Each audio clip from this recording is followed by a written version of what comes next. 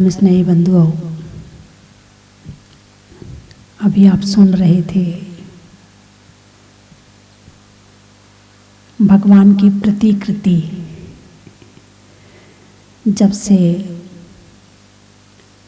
अतिशयकारी 1008 मुनि सुब्रतनाथ भगवान भूगर्भ से प्रकट हुए हैं, तब से संपूर्ण विश्व में धर्म के प्रति एक हलचल आ गई है। भगवान को देखने के बाद किसको क्या होता है वो भाव तो भक्त ही बता सकते हैं। भक्तों के मन में जो भाव उमड़ उमड़ कर आते हैं, ये उसी प्रतिकृति का परिणाम है। मतलब संसार में पसंद करने के लिए बहुत सारी चीज़ें हैं। किसी को धन अच्छा लगता है, किसी को खाना अच्छा लगता है, किसी को घूमना अच्छा लगता है, किसी को कुछ कपड़े अच्छे लगते हैं फैशन के, किसी को बाल बनाना अच्छा लगता है। सबको अलग अलग चीज़ें पसंद हैं, लेकिन किसी को भगवान अच्छे लगे, ये बहुत बड़ी बात है, बहुत बड़ी बात है।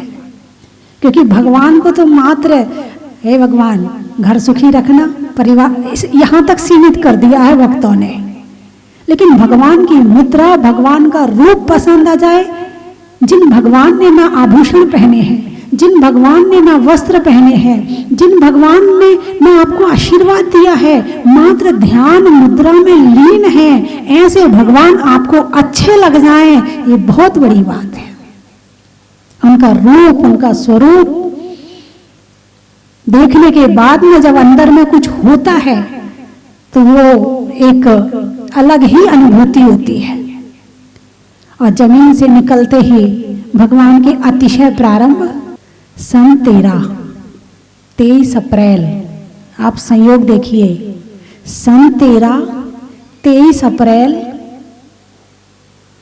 13 तिथि, कल धनतेरस है, वो शुक्ल पक्ष की 13 थी।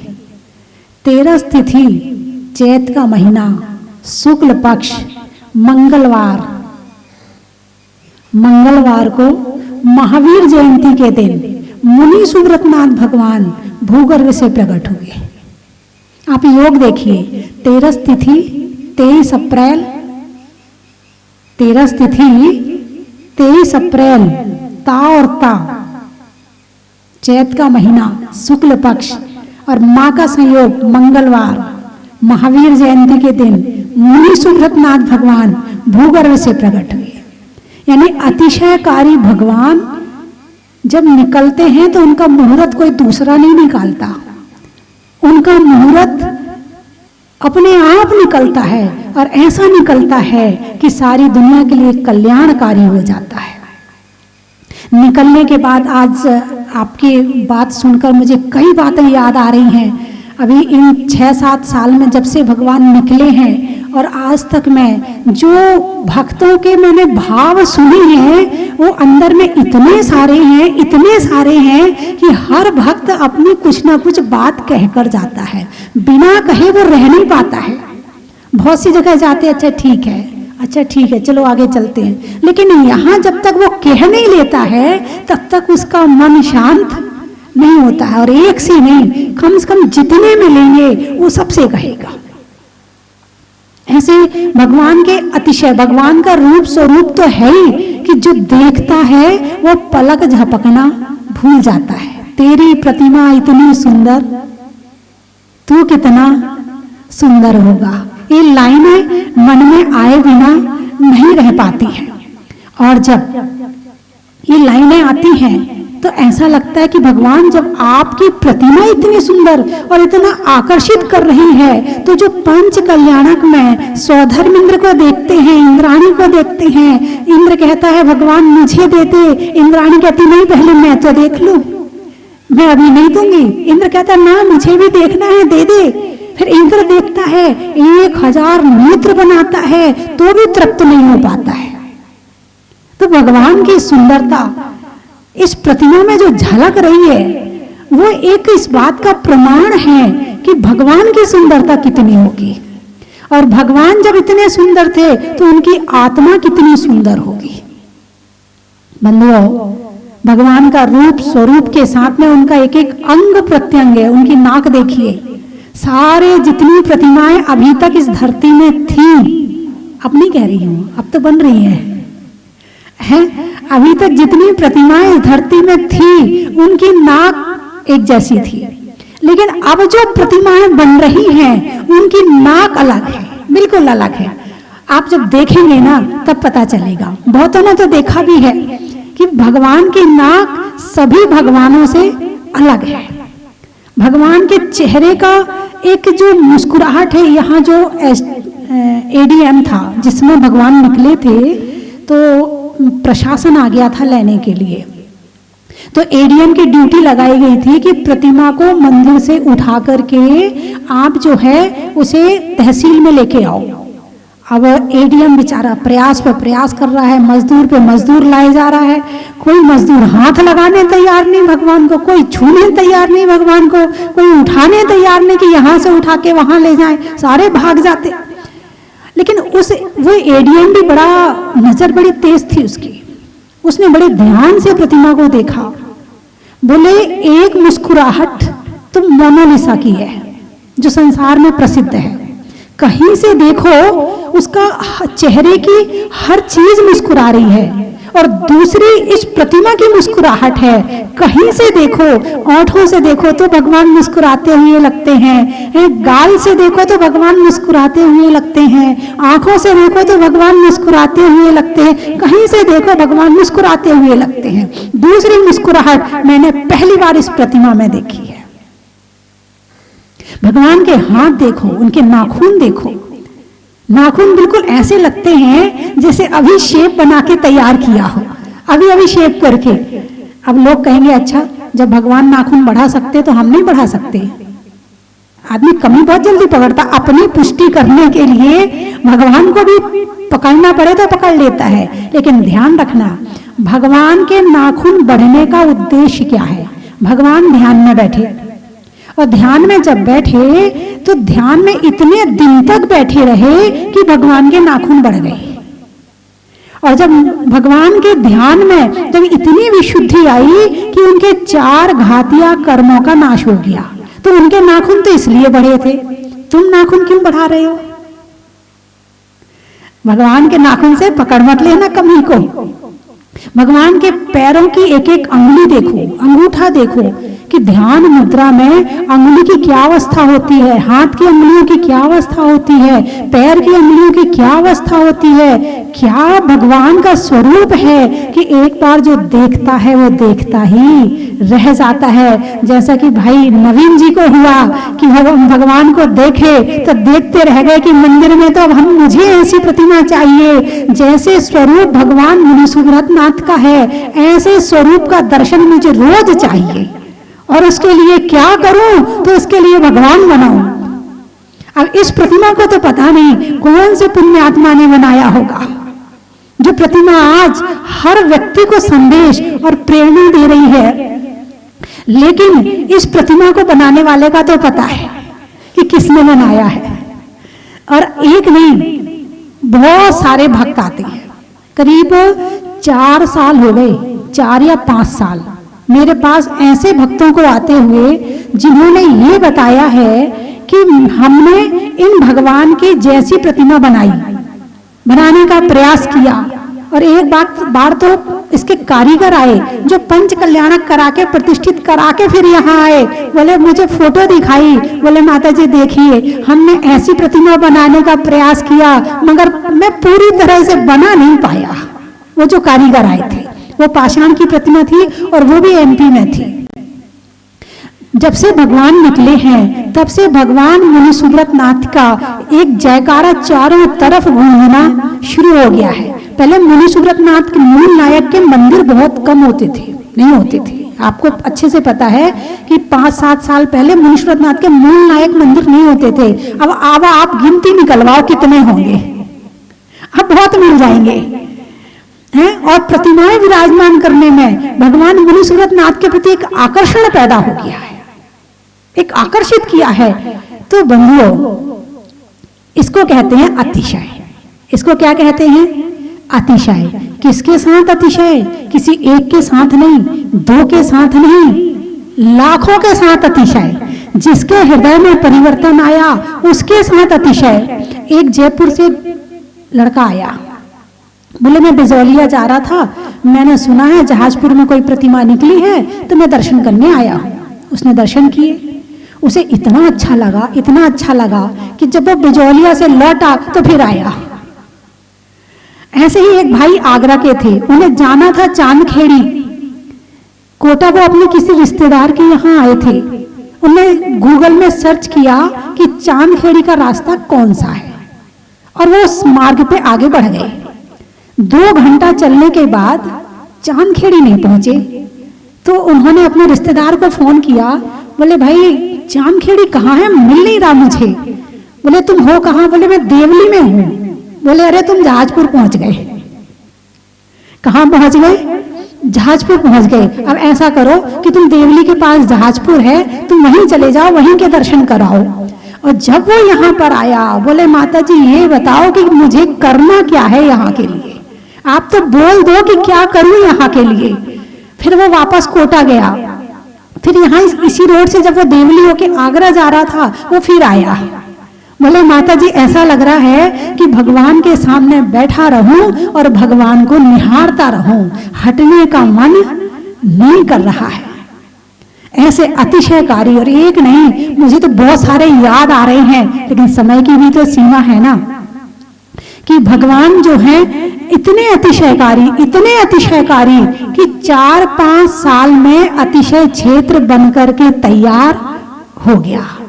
और जैसा भैया बता रहे थे अभी कि अध्यक्ष जी, कि जैसा मंदिर का हमने सोचा नहीं था, विचार नहीं किया था, अपने मन में कभी ये कल्पना नहीं की थी कि इतना सुंदर मंदिर बनेगा, इतना सुंदर मंदिर देख करके आनंद आया। एक भाई तो मेरे कान में आके बोले माता जी आपने तो स्वर्ग बना दिया। वो स्वर्ग मैंने देखा कि नहीं देखा मुझे पता नहीं, लेकिन ये स्वर्ग मैंने जरूर देख लिया है। ऐसा उन्होंने मेरे कान में, मैंने कहा जरा जोर से बोलो माइक पर, सबको सुनाई पड़ेगा। करीब ये जिसमें पंच कल्याणक हुआ था, ये उस समय की बात है। तो बंधुओं, ये अतिशय तो केवल भगवान के रूप के स्वरूप के हैं, और इसके साथ जो भगवान के और अतिशय हुए हैं लोगों के ऊपर, उनके दुख दर्द बीमारी ठीक होना, उनके धंधा व्यापार में वृद्धि होना, उनके बच्चों का स्वास्थ्य ठीक होना, और कितने लोग अपनी गोद में यहाँ पर बच्चों को लेकर आते हैं, मैं गिनती नहीं बता सकती हूँ। ऐसे अतिशयकारी भगवान सन 13 में जहाजपुर की भूमि पर प्रकट हुए। कहाँ तो जहाजपुर का नाम भी नहीं सुना था, मैंने भी नहीं सुना था। ऐसा नहीं कि मैंने सुना, जहाजपुर का नाम मैंने भी नहीं सुना था। कोटा चातुर्मास जरूर किया था, लेकिन ये नहीं पता था कि जहाजपुर नाम का कोई गांव भी है। जब मैं बिजौलिया से आगे बढ़ी दिल्ली आगे जाने के लिए, तो तब रास्ते में एक जगह से फोन आया कि जहाजपुर में जमीन से निकली प्रतिमाएं हैं, आप दर्शन कर लेना। मैंने कहा ठीक है चली जाऊंगी। अब मुझे ये क्या पता कि मैं जहाजपुर में ही रह जाऊंगी। जहाजपुर वाले भगवान निकलेंगे कि मैं यहाँ से निकलूं और भगवान निकले, दोनों का निकलना बराबर समय पे हुआ। और भगवान ने ऐसा खींचा और मुझे तो खींचा ही खींचा, लेकिन लाखों भक्तों को खींचा, करोड़ों भक्तों को भक्त बनाया। और एक भाई आए, वो दर्शन किए, उम्र की छोटी उम्र का था वो लड़का, ज्यादा बड़ी उम्र का नहीं था। तो मेरे से बोले माता जी मैं इतनी बड़ी उम्र का हो गया, मैंने आज तक कभी भगवान को नहीं माना, आज तक मैंने कभी भगवान को नहीं माना, लेकिन इन भगवान के दर्शन करने के बाद ऐसा लग रहा है कि अब मैं भगवान को माने बिना नहीं रह सकता हूं। अब मैं आज से भगवान को, परमात्मा को मानना प्रारंभ करता हूं। बंधुओं, लॉकडाउन के समय में बहुत सारे भक्तों के फोन आ रहे थे, हम आ जाएं, अभी खुला हो तो हम आ जाएं, लेकिन इस कोरोना काल ने निश्चित है कि बाधा थोड़ी सी तो डाली है। कहीं ना कहीं भक्तों के अंदर कुछ अच्छा भी हुआ है, कुछ बाधा भी आई है, दोनों बातें हैं। घर में बैठकर परिवार के साथ धर्म किया है, ये तो लाभ हो गया, लेकिन भगवान के दर्शन को तरसते रहे, ये थोड़ी सी हानि हो गई। और घर में टीवी में सुबह सुबह अभिषेक देखते रहे, ये थोड़ा सा लाभ हो गया। ऐसे लाखों भक्त हैं जो भगवान का सुबह अभिषेक देखे बिना अपनी जीवनचर्या की दिन की शुरुआत नहीं करते हैं। तो बंधुओं, कल धनतेरस है। कल क्या है? कौन सी तेरस है? भैया जी कह रहे, भैया जी ने 2 नाम लिए हैं, धनतेरस, ध्यान तेरस। आपने कहा धनतेरस, अब मैं कौन सी वाली बताऊं आपको?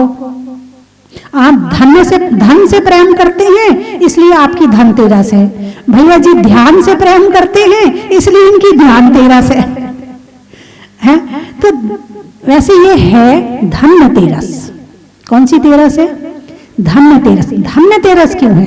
ये तेरस धन्य क्यों हो गई थी? क्योंकि इस तेरस के दिन से भगवान महावीर ने योग निरोध प्रारंभ किया था। क्या प्रारंभ किया था? योग निरोध प्रारंभ किया था। फिर दीपावली के दिन मोक्ष की प्राप्ति हुई थी। अब ये योग निरोध क्या है? इसके लिए शुरुआत करते हैं मुनि अवस्था से। मुनि अवस्था जब प्रारंभ होती है, दीक्षा लेते हैं, तब क्या करते हैं मुनिराज? किस किस चीज का त्याग करते हैं? बाह्य परिग्रह और अंतरंग परिग्रह, ठीक है ना? बाह्य परिग्रह में धन, धान, दासी, दास, कुप है, हिरण, सुवर्ण, इस क्षेत्र, वास्तु, जितने तरह का धन होता है, 10 तरह का जो धन होता है, वो 10 तरह के धन का त्याग कर दिया था। किसने? भगवान ने जब दीक्षा ली थी। ठीक है? आप किससे प्रेम करते हो?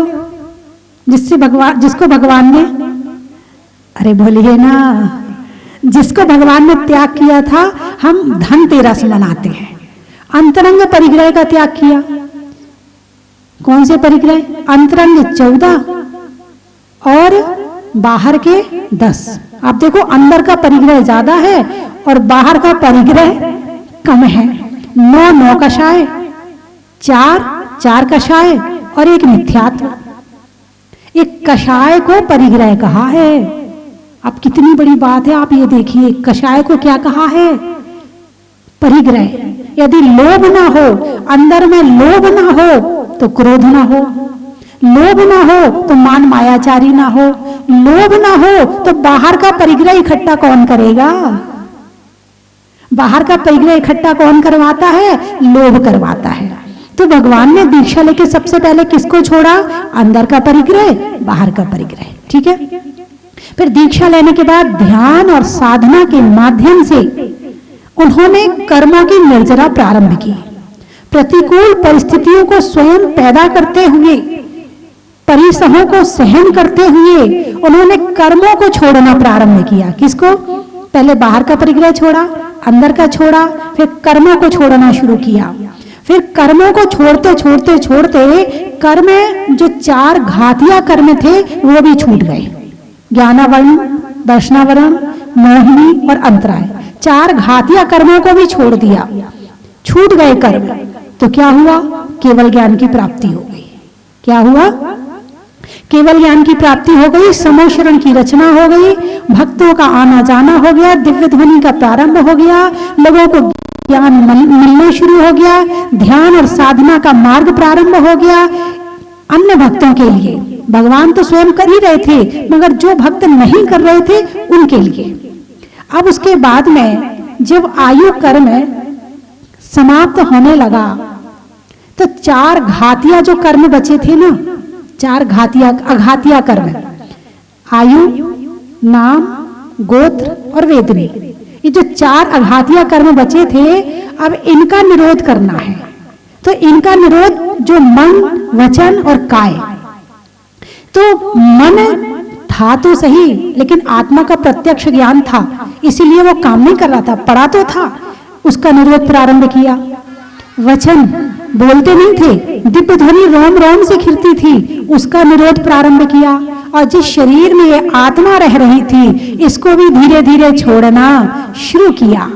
और दीपावली की वह अमावस की प्रातः बेला वो समय है जब पूर्ण रूप से, संपूर्ण रूप से मन, वचन और काया और 4 आघातीय कर्मों से मुक्त होकर के भगवान की आत्मा बंधन मुक्त हो गई थी, कर्म रहित हो गई थी और मोक्ष की प्राप्ति करी थी।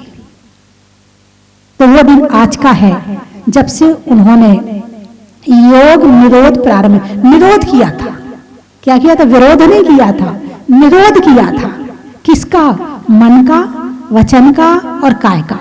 ऐसे आत्मा में ध्यान लीन थे कि उनका निरोध हो भी रहा है तो भी पता नहीं चल रहा है।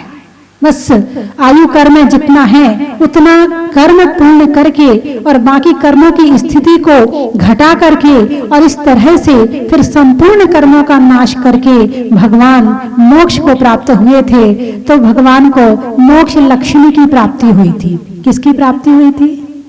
अरे बोलिए ना, मोक्ष लक्ष्मी की। आपको कौन सी लक्ष्मी चाहिए? हैं? आपको कौन सी लक्ष्मी चाहिए? धन लक्ष्मी चाहिए?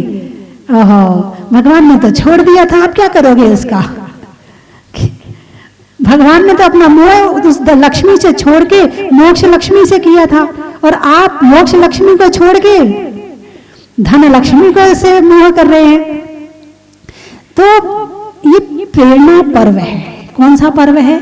प्रेरणा पर्व है। दिवाली के दिन इसलिए हमने भगवान की पूजा करी कि भगवान हमारे शासन नायक भगवान महावीर स्वामी मोक्ष गए थे अमावस्या की प्रातः सुबह। तो हम दीपावली मनाते तो हैं और अच्छी तरह से मनाते हैं, पूरे घर की सफाई करते हैं। करते ना घर की सफाई? हो गई सबके घर की सफाइयां? हो गई? अरे बोलिए ना। हाँ हो गई है, बहुत अच्छी बात है ना। घर की सफाई करते हैं और धनतेरस के दिन कुछ खरीद के लाते हैं, यही है ना। कुछ धन लेके आओ, सोना चांदी, कुछ ना मिले तो बर्तन ही ले आओ, लोहा ही उठा के ले आओ, वो भी तो धन तो है ना, लोहा उठा के ले आओ। तो कुछ धन लेकर आते हैं। जब भगवान की पूजा करते हैं तो साथ में थोड़ी सी लक्ष्मी भी रख लेते हैं। भगवान जरा ध्यान रखना बंधुओं, संसार में जीने के लिए इस धन की आवश्यकता है जब तक आप घर में रह रहे हैं। लेकिन जैसे ही आपको आत्मा की कीमत पता चलेगी, आत्मा की स्वतंत्रता की कीमत पता चलेगी, सच्चे सुख की कीमत पता चलेगी, जैसे ही आपको सच्चे ज्ञान और ध्यान की कीमत पता चलेगी, आपका मोह धन के प्रति छुड़ाना नहीं पड़ेगा, छूट जाएगा। इसलिए थोड़ा प्रयास भगवान महावीर से शिक्षा लेके इस तरफ भी किया जाए कि भगवान महावीर मोक्ष गए थे तो हमें भी जाना कि नहीं जाना है? अच्छा ठीक है। फिर तो क्या करोगे धनतेरस से? कौन सा निरोध प्रारंभ करोगे? है होने में बोध का, करने में शोध का और भगवान के योग निरोध का, घूमने के लिए बस का, शहरों में बनारस का, और आने वाली धन ध्यान तेरस का, फूल में कली का, तपस्या में बाहुबली का, और त्योहारों में दिवाली का, गाड़ियों में जीप का, मोती में सीप का और दिवाली में दीप का। कहां कहां से आए हो? दमोह से। दमोह से ना, छोड़ने में मोह का, सबसे पहले तो आपको ही छोड़ना पड़ेगा। छोड़ने में मोह का, वस्तुओं की टोह का और आने वालों में दमोह का। और कहां से आए हैं? जयपुर। गाने में सुर का, नृत्य में नूपुर का, आने वालों में जयपुर का। पानी में गागर का, रहस्य के उजागर का, और भैया जी के आने में सागर का। हैं राकेश भैया जी यहाँ कई बार यहाँ पर आए हैं और आपका स्वभाव, आपका ज्ञान, आपकी क्षमता, आपका IQ है, आपकी हर तरह से ध्यान साधना के साथ साथ आप समाज एवं ज्ञान की तरफ अधिक झुकाव है। और ये बहुत अच्छी बात है। ज्ञान होगा तो ध्यान होगा, और ध्यान होगा तो निर्जरा होगी, और निर्जरा होगी तो मोक्ष होगा। तो भैया जी अपने जीवन में अपने उपयोग को बहुत अच्छी तरह से शुभ में लगा करके स्व पर कल्याण कर रहे हैं। और आपका यहाँ कई बार आना हुआ है, और यहाँ पर मैं तो कहूँगी अब एक आध महीना जिन भगवान की प्रतिमा आपने बनवाई है, प्रतिकृति बनवाई है, उन भगवान के चरणों में एक आध महीना आके रहो भी तो सही है। तो आपका और भी ध्यान और ज्ञान बढ़ने में प्रभु का आशीर्वाद और कृपा चमत्कार अतिशय होंगे। और धरती बारिश में नमी का, रहने के लिए जमी का, और तीर्थंकरों में महावीर स्वामी का, अनाज में दाने का, इनाम में पाने का, और भगवान के मोक्ष जाने का, कमरे में कोने का, बीज में बोने का, और दिवाली को प्रसन्नता से मनाने का, अनाज में दाने का, बीज में बोने का, और आपके दोबारा जल्दी से जहाजपुर आने का, चलने में पात का, मित्रों में साथ का, तीर्थंकरों में मुनि सुब्रतनाथ का, पंखा में झलने का, बच्चों में पलने का, भगवान के जमीन से निकलने का। बोलिए 24 भगवान की।